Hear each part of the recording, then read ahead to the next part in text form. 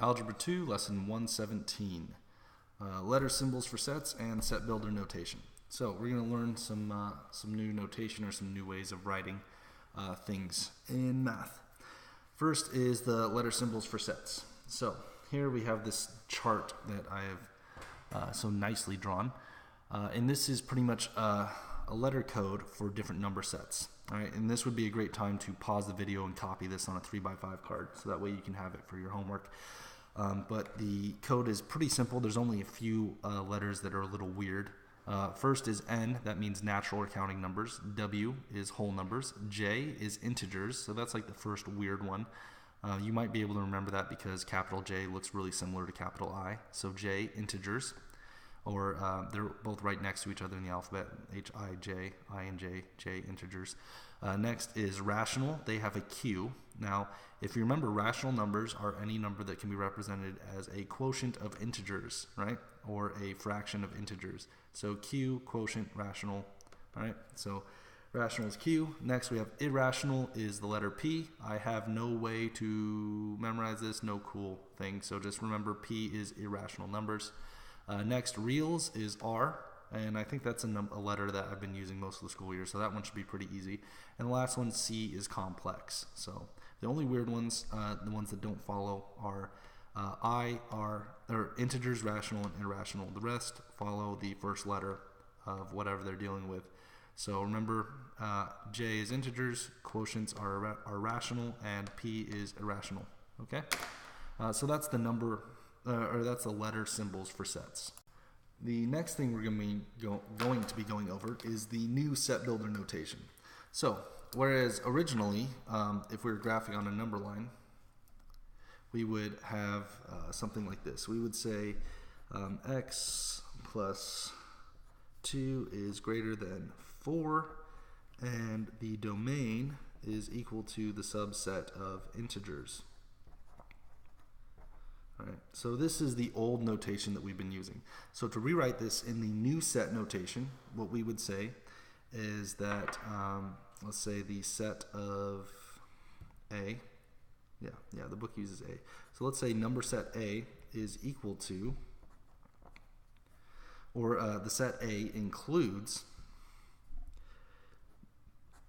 x being integers, or J. So x is the set of J, set of integers, as such that x plus 2 is greater than 4. End brace, or end set. So this is the new way of writing this. So instead of writing the equation first and then the domain last, we start with the set number A. We put the whole thing inside a set of braces. The first thing that starts is the domain, and instead of writing domain is equal to integers, we're using our new number code. And remember this sideways pitchfork, or this funny looking E, if you want to think of it that way, just means is a member of. So this reads, the set of A includes x as a member of integers such that x plus 2 is greater than 4, end set. And that's how you would read this. So this is the new notation for that. And then to graph this set, we would just take the equation, we would solve it for x. So x plus 2 is greater than 4, so we subtract 2 from each side. So then we have x is greater than 2, right? So then we go to 0, we go to positive 2, and then the subset is integers. So positive 2 is going to be open circle, so 3, 4, 5. We put solid dots at each of those, and then an arrow to the right saying that the trend continues. Now that works for a single or a one-dimensional set of numbers. Now we can also do the same notation for a graph. So for example, whereas, oh, hi. Never mind that. All right, where was I? Oh, right. So if we're doing sets for lines, like linear inequalities, normally we would have something that looks like this. It would read y is greater than x plus 2, and y is less than and equal to negative x, and then we would have our domain is equal to the subset of reals. So the new way we would write this in our new set builder notation, we'll call this one set B. Say set B is,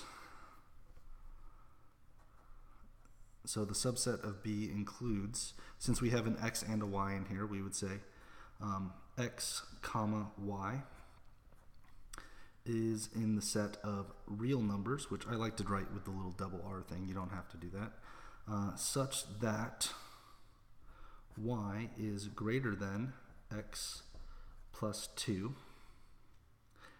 and y is less than and equal to negative x. End of set.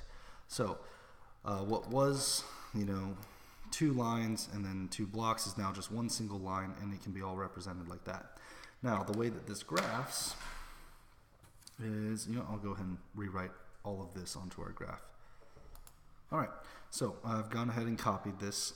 Again, this is read as the set of B includes x and y, or the set of B is equal to x and y in the set of real numbers such that y is greater than x plus 2 and y is less than and equal to negative x.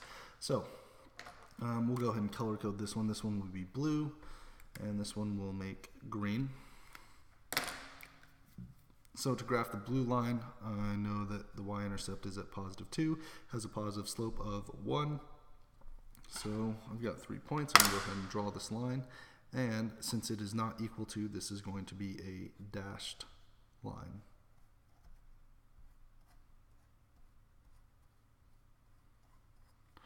All right, so there's the blue line. Now let's graph the green line. So y-intercept is going to be 0 for the green line. It has a negative slope of negative 1, so it's going to go in that direction. And it is equal to, so this one is going to be a solid line. All right. So now I've gone ahead and graphed the lines from this set notation. And now I just need to shade the portion that the inequality satisfies. So I have to be greater than the blue line, and then less than and equal to the green line. So less than the green line is down here, greater than the blue line is up here. So this is going to be the portion that I shade, which means that my graph is going to cover that area right there. And then I'm done with the problem. So just a brand new way of writing old problems. So if you have any questions on this, let me know on Moodle, and then absolutely make a 3x5 card with this information until you start memorizing what the different letters mean. If you have any questions, let me know on Moodle, and I will see you in class.